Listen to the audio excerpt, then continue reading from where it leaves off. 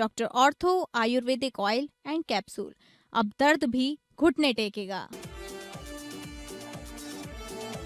CM योगी ने किया लखनऊ नगर निगम की 413 करोड़ लागत की विभिन्न परियोजनाओं का लोकार्पण और शिलान्यास। कार्यक्रम में मुख्यमंत्री योगी आदित्यनाथ ने कहा, स्वच्छता रैंकिंग में लखनऊ नगर निगम का देश में तीसरा स्थान, इसको नंबर 1 पर लेकर आना है लक्ष्य।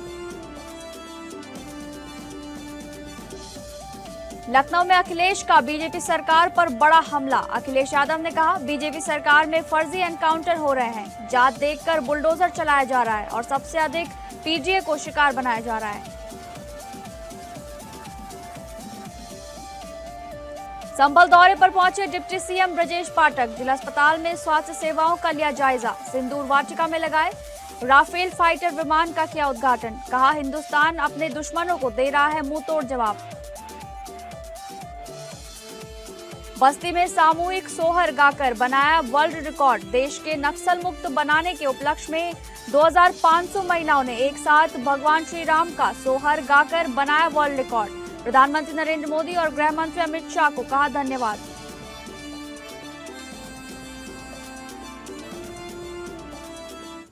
नमस्कार, आप सभी का स्वागत है इस बुलेटिन में। मैं हूं आपके साथ शालिनी राणा। शुरुआत करेंगे बुलेटिन की। लखनऊ की भाजपा मेयर सुषमा खरवाल के कार्यकाल के आज 3 साल पूरे हो गए हैं। इसका उत्सव गोमती नगर स्थित इंदिरा गांधी प्रतिष्ठान में मनाया गया, जहां सीएम योगी ने कार्यक्रम में पहुंचकर लखनऊ नगर निगम के अंतर्गत 413 करोड़ की परियोजनाएं लॉन्च की। इनमें 432 परियोजनाएं शामिल हैं। इस मौके पर सीएम योगी ने कहा कि मैं आभारी हूं उत्तर प्रदेश की जनता जनार्दन का, जिन्होंने उत्तर प्रदेश के इतिहास में पहली बार 17 नगर निगम के चुनाव हुए थे और उन्होंने सभी 17 नगर निगम सीट भारतीय जनता पार्टी के पक्ष में डाली थी। इसी का परिणाम है कि नगर निगम ने इन 3 वर्ष में कुछ प्रतिमान भी स्थापित किए। विकास कैसे होना चाहिए और उसका मॉडल बनाने का प्रयास हुए। स्वच्छता कैसे होनी चाहिए, उसके कुछ मॉडल देने के कार्य हुए। हम मानते हैं कि जनता होना चाहिए था, जितना होना चाहिए था हम उनको नहीं प्राप्त कर पाए, लेकिन पिछली सरकारों के पापों के गड्ढों को भरने और उनके भ्रष्टाचार के कूड़ेदान को साफ करने में हमको समय लगा। आज परिणाम है कि स्वच्छता रैंकिंग में लखनऊ नगर निगम को देश में तीसरा स्थान प्राप्त होता है। ये बड़ी उपलब्धि है, लेकिन इसको नंबर 1 पर लेकर आना है। मैं आभारी हूं उत्तर प्रदेश की जनता जनार्दन का, जिन्होंने पहली बार उत्तर प्रदेश के इतिहास में 17 नगर निगम में चुनाव हुए थे और 17 की 17 नगर निगम की सीट उन्होंने भारतीय जनता पार्टी के पक्ष में डाली थी। आप देखो ना, यही लखनऊ था। हमने राष्ट्र प्रेरणा स्थल जहां पे बनाया है, 3 दशक था, यानी 30 वर्षों से ऊपर का कूड़ा वहां डंप होता था। आज वह राष्ट्र प्रेरणा स्थल है।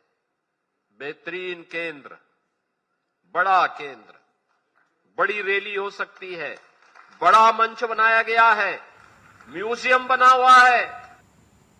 अगली खबर का रुख करेंगे। समाजवादी पार्टी के राष्ट्रीय अध्यक्ष अखिलेश यादव ने मंगलवार को लखनऊ स्थित पार्टी कार्यालय में प्रेस वार्ता की। इस दौरान अखिलेश ने कहा कि उत्तर प्रदेश में जात देखकर अब बुलडोजर चलाया जा रहा है।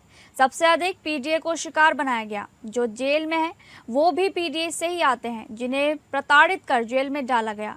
अखिलेश ने प्रदेश सरकार पर आरोप लगाते हुए कहा कि उत्तर प्रदेश में फर्जी एनकाउंटर हो रहे हैं। पुलिस लगातार फर्जी एनकाउंटर कर रही है। सच्चाई तो यह है कि मर्जी के हिसाब से फर्जी एनकाउंटर हो रहा है। उत्तर प्रदेश में एनकाउंटर वर्चस्व की धाक जमाने के लिए किए जाते हैं। अपनी धाक बनी रहे, धाक से लोग डरें, इसलिए उत्तर प्रदेश में एनकाउंटर किए जा रहे हैं। उत्तर प्रदेश में भाजपा सरकार एनकाउंटर के बहाने पीडीए को डराकर उसका हक मारना चाहती है। उत्तर प्रदेश में भाजपा सरकार जाति धर्म देख करके एनकाउंटर करवाती है। इससे प्रदेश का सामाजिक सौहार्द बिगड़ता है। फर्जी एनकाउंटर नाकाम सरकार की पहचान है। जो सरकार नाकाम हो जाती है वो फर्जी एनकाउंटर का रास्ता अपनाती है। फर्जी इनकाउंटर से भाजपा सरकार आम जनता पर मनोवैज्ञानिक दबाव बनाना चाहती है।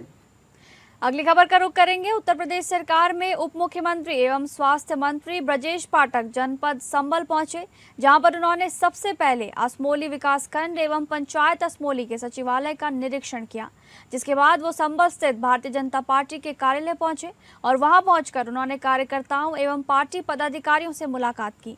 इसके बाद वो जिला अस्पताल पहुंचे और वहां की स्वास्थ्य सेवाओं का जायजा लेने के बाद बहजोई रोड स्थित सिंदूर वाटिका पहुंचे, जहां पर उन्होंने लगाए गए राफेल फाइटर विमान का भी उद्घाटन किया। उत्तर प्रदेश के उप मुख्यमंत्री ब्रजेश पाठक ने पत्रकारों से बात करते हुए कहा कि संभल जनपद को नंबर 1 पर लाना है। गरीब जन कल्याणकारी योजनाएं जन जन तक पहुंचने, इस मामले में भी जनपद को नंबर 1 पर लाना है। डेवलपमेंट के मुद्दे पर संभल अव्वल दर्जे पर आए, इसको हम जमीन पर उतार कर रहेंगे। समीक्षा बैठक के उपरांत जो भी आवश्यकताएं संभल जनपद को हैं, उसे वो जल्द से जल्द पूरा करेंगे। आज यहाँ सिंदूर वाटिका जनता को लोकार्पित की गई है। वहाँ जनता के मन के अनुरूप मैं हिंदुस्तान जिस ढंग से मुंह तोड़ जवाब दे रहा है, ऑपरेशन सिंदूर को याद दिलाने के लिए सिंदूर वाटिका का लोकार्पण हुआ। वहाँ पर आपको एक फाइटर विमान भी देखने को मिलेगा, ऐसा स्वास्थ्य मंत्री ने कहा। उन्होंने कहा कि 27 में प्रचंड बहुमत के साथ एक तरफा बीजेपी की सरकार बनेगी। उत्तर प्रदेश में समाजवादी पार्टी के गुंडा राज को अभी लोग भूले नहीं हैं और कांग्रेस और समाजवादी पार्टी ने जिस ढंग से महिला आरक्षण संशोधन विधेयक को रोकने का काम किया, नारी शक्ति वंदन अधिनियम को प्रदेश व देश की महिलाएं कभी भी समाजवादी पार्टी और कांग्रेस को इस बारे में माफ नहीं करेगी। उन्होंने कहा कि उत्तर प्रदेश के लिहाज से वो कहते हैं कि उत्तर प्रदेश में भाजपा अपने सहयोगी जनों को साथ देकर एनडीए की प्रचंड बहुमत की सरकार बनाएगी। पत्रकारों के सवाल की अखिलेश यादव उत्तर प्रदेश की विद्युत व्यवस्था पर सवाल उठा रहे हैं। उस पर उन्होंने कहा कि आप अखिलेश से पूछिए कि हम लगातार काम कर रहे हैं, आप अपना भी जरा विचार करें। सपा के शासनकाल में एक हफ्ता दिन में तो एक हफ्ता रात में बिजली आती थी। बिंदुवार समीक्षा बैठक में केंद्र प्रदेश की जितनी योजनाएं हैं उनको धरातल पर उतारने में संभल जनपद को नंबर 1 पर लाना है। गरीब कल्याण योजनाएं जन जन तक पहुंचे, इस मामले में भी संभल को नंबर 1 पर लाना है। डेवलपमेंट के मोर्चे पर संभल अव्वल दर्जे पर आए, इसको हम जमीन पर उतार करके रहेंगे। समीक्षा बैठक के उपरांत जो भी आवश्यकताएं संभल जनपद को है उनको हम जल्दी से जल्दी पूरा करें। अगली खबर फारुखाबाद से, जहां जिला कांग्रेस कमेटी फारुखाबाद की जिला अध्यक्ष शकुंतला देवी के नेतृत्व में कांग्रेस कार्यकर्ताओं ने राज्यपाल के नाम सिटी मजिस्ट्रेट को ज्ञापन सौंपा। ज्ञापन में महोबा जनपद की दलित छात्रा के अपहरण, सामूहिक दुष्कर्म और अमानवीय यातनाओं की घटना पर कड़ा विरोध जताया गया। कांग्रेस नेताओं ने कहा कि प्रदेश में महिलाओं और बेटियों की सुरक्षा पूरी तरह खतरे में है तथा कानून व्यवस्था लगातार बिगड़ रही है। कांग्रेस प्रदेश सचिव अर्चना राठौड़ ने दोषियों की तत्काल गिरफ्तारी कर कठोर कार्रवाई की मांग की। साथ ही पीड़िता और उसके परिवार को सुरक्षा तथा आर्थिक सहायता दिए जाने की भी मांग उठाई गई और कहा कि कांग्रेस पार्टी पीड़ित परिवार को न्याय दिलाने के लिए संघर्ष करती रहेगी। आदरणीय हमारी अध्यक्षा महोदया शकुंतला देवी ने अभी ज्ञापन आपके बीच पढ़ के सुनाया, जो कि सामूहिक गैंग रेप जिस बालिका के साथ किया गया और ये दुष्कर्म जब वो नीट की तैयारी कर रही थी इलाहाबाद में हुआ और ऐसे समय में सरकार मौन है, ये एकदम गलत है। वो लड़की दलित समाज की थी, क्या इसलिए योगी सरकार नहीं बात कर रही है? उन दरिंदों को तत्काल गिरफ्तार किया जाए, उनको कठोर से कठोर दंड दिया जाए और उस परिवार को पुलिस की सुरक्षा प्रदान की जाए और साथ ही आर्थिक सहायता प्रदान की जाए। इन सब मांगों को लेकर के हम सभी लोग पूरे कांग्रेसी जन यहाँ मौजूद थे। मैं भोजपुर विधानसभा की प्रत्याशी अर्चना राठौड़ और पूर्व सदस्य राज्य महिला आयोग होने के नाते मैं ये मांग करती हूँ कि यही मेरी मांग है कि चुप्पी तोड़ो खुल। अगली खबर, हमीरपुर में NH 34 को 6 लेन करने की मांग को लेकर प्रदर्शन करना लोगों को महंगा पड़ गया। जिला प्रशासन ने प्रदर्शन करने वाले 16 नामजद सहित 30 से 35 लोगों के खिलाफ मुकदमा दर्ज कर लिया है। आरोप है कि 21 तारीख को जनता दर्शन के समय भीड़ जुटाकर अव्यवस्था फैलाई गई और डीएम कार्यालय में चूड़ियां फेंकी गई। मामला बीती 21 तारीख का है। NH 34 पर लगातार हो रहे हादसों को लेकर आम जनता और समाजसेवी संगठनों ने जिलाधिकारी कार्यालय के बाहर जोरदार प्रदर्शन किया। इस दौरान नारेबाजी करते हुए महिलाओं ने डीएम कार्यालय में चूड़ियां भी फेंकी थी। प्रशासन का कहना है कि बिना अनुमति के भीड़ एकत्र की गई और जनता दर्शन के दौरान माहौल खराब किया गया। इसी को लेकर अब जिला प्रशासन ने सख्त कार्रवाई करते हुए 16 लोगों को नामजद करते हुए 30 से 35 अज्ञात पर मुकदमा दर्ज किया है। प्रशासन ने बिना परमिशन धरना देने, सरकारी काम में बाधा डालने और अव्यवस्था फैलाने की धाराओं में केस लिखा है।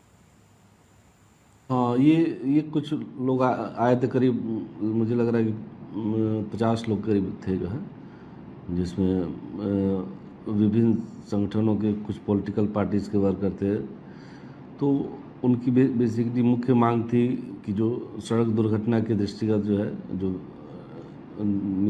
उसको दूर करने के उपाय किए जाएं और उसमें प्रशासन द्वारा उसमें एक्शन लिया जाए।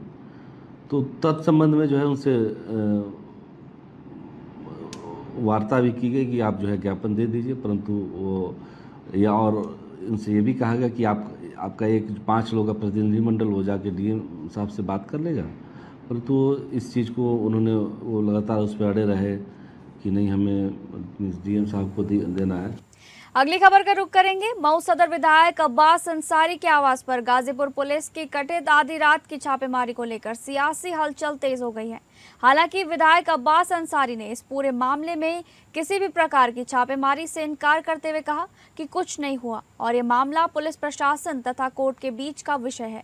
बताया जा रहा है कि कथित छापेमारी के बाद रविवार को अब्बास अंसारी बिना किसी प्रशासनिक सूचना के मऊ स्थित समाजवादी पार्टी कार्यालय पहुंचे, जहां उन्होंने करीब 4 घंटे तक कार्यकर्ताओं के साथ बंद कमरे में बैठक की।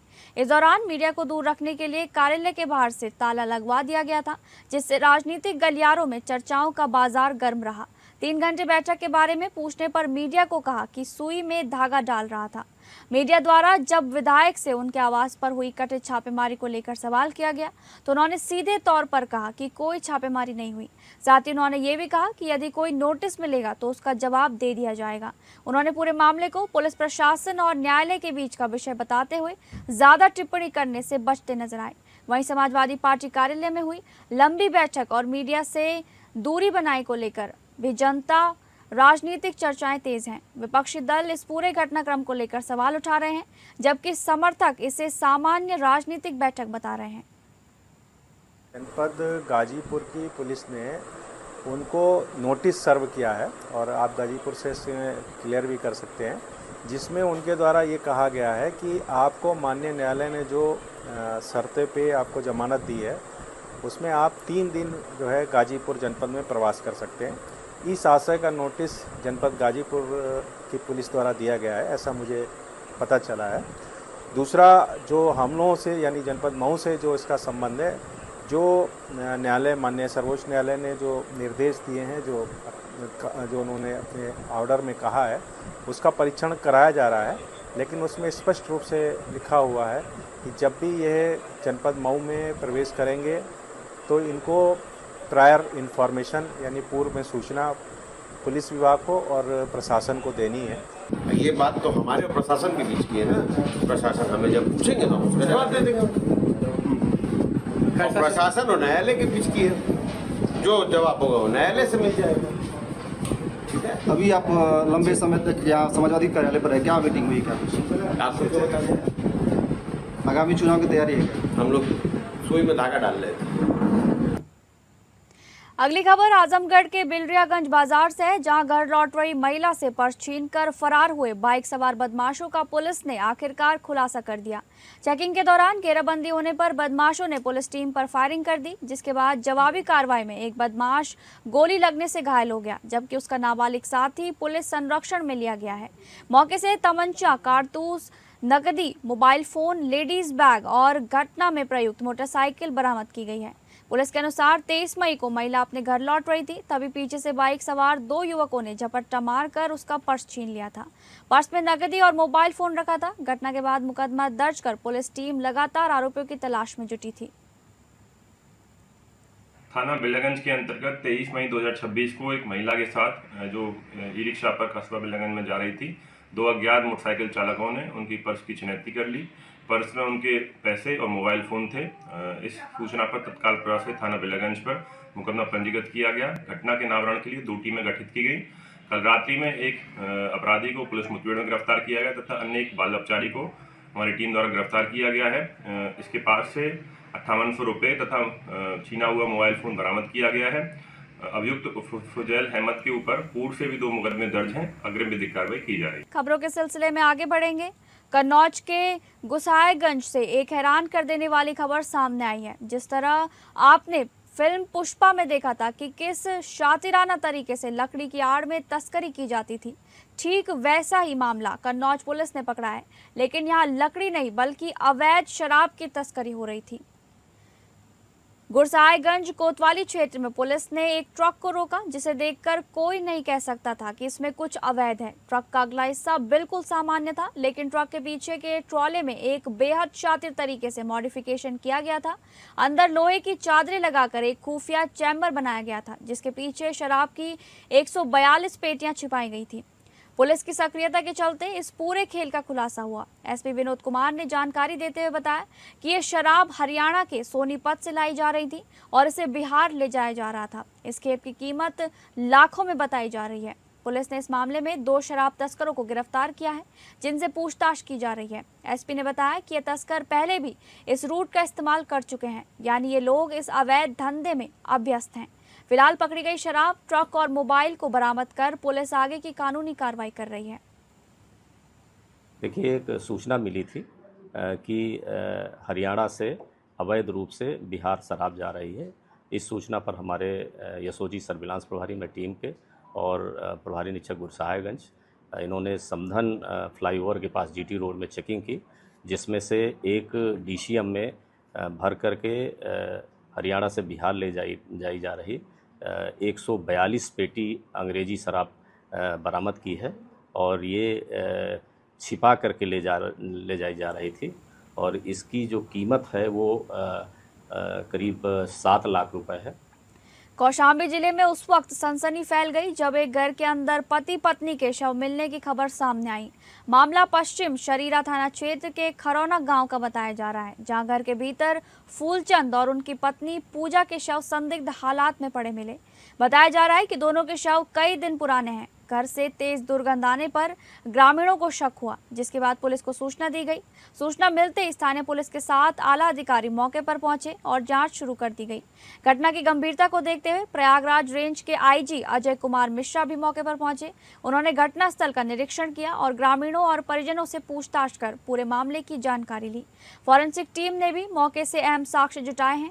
ग्रामीणों के मुताबिक मृतक दंपति की कोई संतान नहीं थी और दोनों घर में अकेले रहते थे। ऐसे में मौत की वजह को लेकर गांव में तरह तरह की चर्चाएं हैं। पुलिस फिलहाल हत्या और आत्महत्या दोनों एंगल से जांच में जुटी हुई है। दोनों शव को कब्जे में लेकर पोस्टमार्टम के लिए भेज दिया गया है।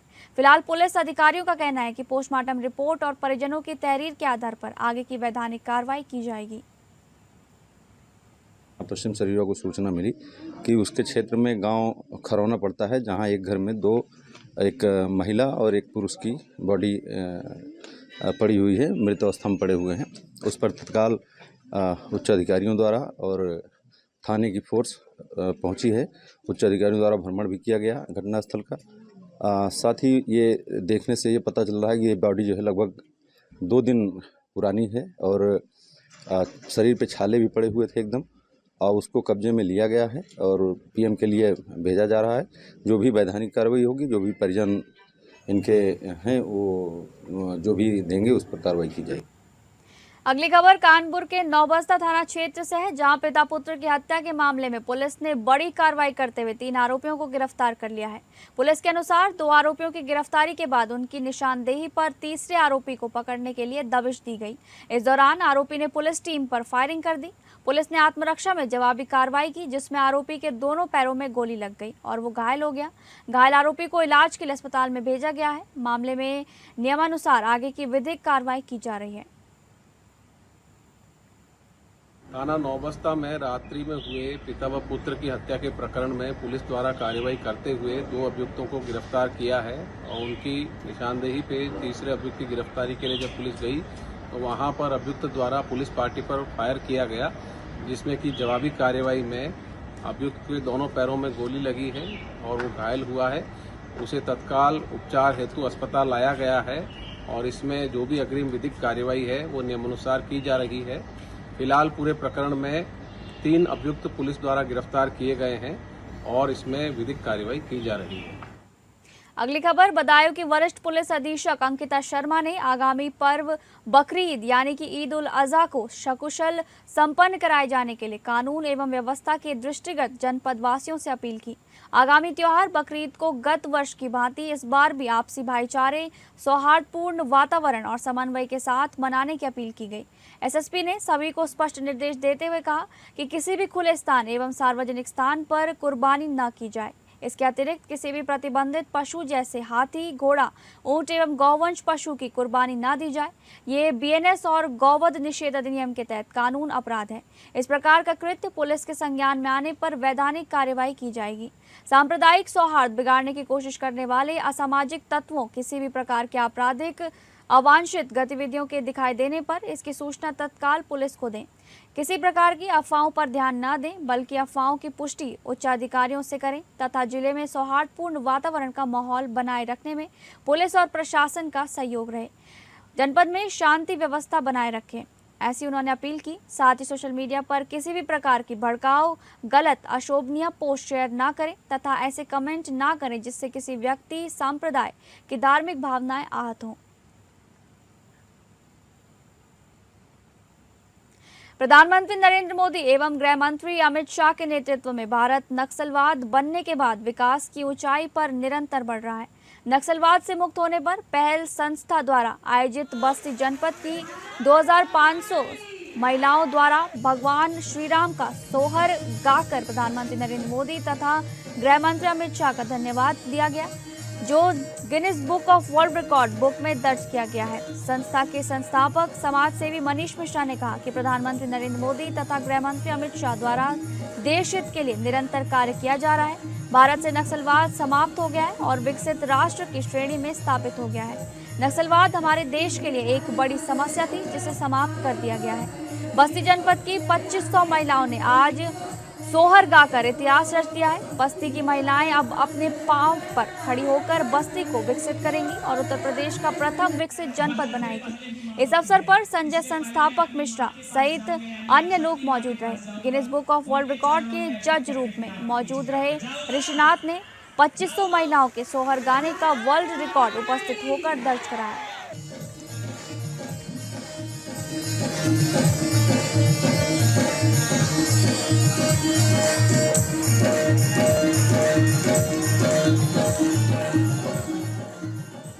ये बस्ती की जीत है। बस्ती ने रिकॉर्ड नहीं बनाया है, बस्ती ने घोषित कर दिया है कि बस्ती दौड़ने के लिए तैयार है। बस्ती बेस से लेकर के स्पेस तक पहुंचने के लिए तैयार है।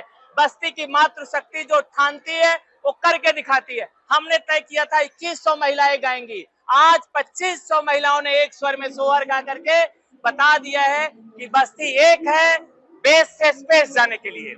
सोहर जो है वो टाइप ऑफ रिकॉर्ड था। The main record is for the most singers in an Indian folk music performance. The type of folk music is sohar. ये बहुत एक इतिहास बस्ती के लिए रचा जा रहा है, जिसमें ग्रामीण महिलाएं जो कभी बाहर नहीं निकलती थी, वो आज जागरूक होकर के बाहर निकल के अपने मान सम्मान को लेकर यहाँ आई हैं। और भैया द्वारा बहुत ही ज़्यादा वो बहुत ही ज़्यादा महिलाओं को, अपनी बहनों को बहुत ज़्यादा मान सम्मान दे करके उनको आगे बढ़ा रहे हैं। फिलहाल इस बुलेटिन में बस इतना ही। नमस्कार।